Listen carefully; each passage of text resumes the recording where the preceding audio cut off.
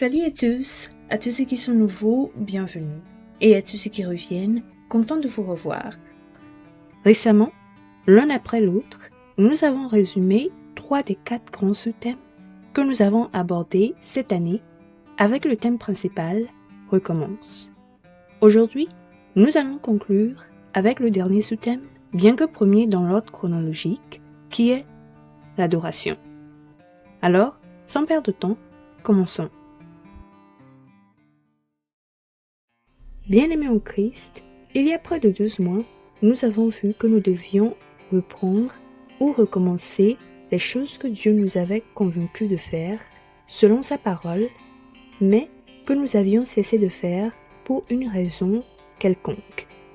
Et pour cela, nous avons appris qu'il est crucial pour vous et moi de reconnaître pourquoi nous avons cessé de faire la volonté de Dieu en premier lieu, d'être disposé à se relever de sa chute et à reprendre le droit chemin, et surtout de demander la sagesse de Dieu, ainsi que de rester sous son ombre.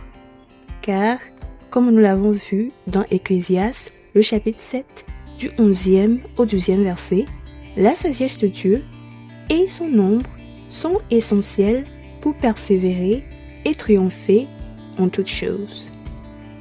Bien que nous recevions chacun des convictions différentes de Dieu sur ce que nous devons recommencer dans nos vies, nous avons également vu qu'il y a une chose que nous devons tous recommencer.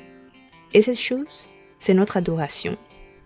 Mais pour cela, il est indispensable de recevoir d'abord le Seigneur Jésus-Christ comme Seigneur et Sauveur, de s'appuyer uniquement sur la vérité qui est sa parole, et d'être prêt à adorer Dieu en esprit.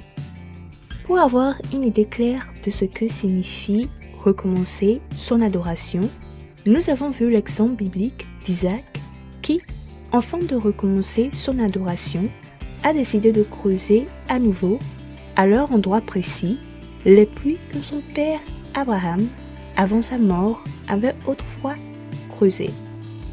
Cela s'explique par le fait que l'eau et les pluies avaient une grande importance symbolique et spirituelle.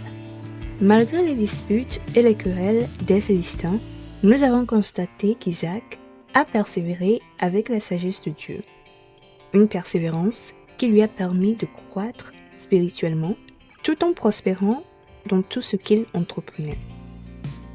Après ça, nous avons appris que tout ce qui occupe la première place, la place de Dieu, dans votre vie, devient une idole. Une idole qui corrompt et souille l'adoration que vous rendez à Dieu. Et pour comprendre à quel point l'idolâtrie peut être destructrice, nous avons examiné l'exemple biblique de Rachel. Nous avons commencé par la façon dont elle a volé les téraphins de son père Laban et les a emportés avec elle pour suivre son mari Jacob lors de son voyage de retour vers le pays de ses pères et dans son lieu de naissance, sachant pertinemment que Jacob servait l'Éternel et que la principale raison de son retour en Canaan était de recommencer et de restaurer son adoration. Nous avons ensuite vu comment elle a menti à son père, mais aussi comment, au cours du voyage, Dieu lui a donné l'occasion de se repentir et de se débarrasser des téraphins, une occasion qu'elle a méprisée. Éventuellement, nous avons vu que parce qu'elle a refusé de renoncer aux idoles de son père, en endurcissant son cœur à la voix de Dieu, Rachel est morte en chemin sans jamais atteindre la destination avec les autres. En dernier plan, avec notre sous-thème adoration, nous avons appris que nous devrions également valoriser la réconciliation avec notre prochain, car elle apporte non seulement la paix, mais renforce aussi l'adoration que nous rendons à Dieu et la rend plus agréable. Tel fut le cas de Jacob, qui, grâce à la sagesse de Dieu, fit la paix avec son frère Ésaü après des années de conflit.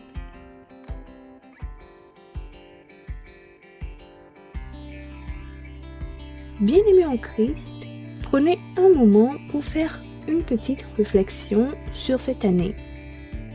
Avez-vous fait quelque chose de nouveau et de meilleur dans votre adoration? Comment cela a-t-il renforcé votre relation avec Dieu? Si malheureusement votre relation avec Dieu est au plus bas, ne vous découragez pas. Au contraire, répondez-vous, revenez à lui et rappelez-vous que tant que vous avez le souffle de vie, il n'est jamais trop tard pour tout recommencer avec le Seigneur Jésus-Christ.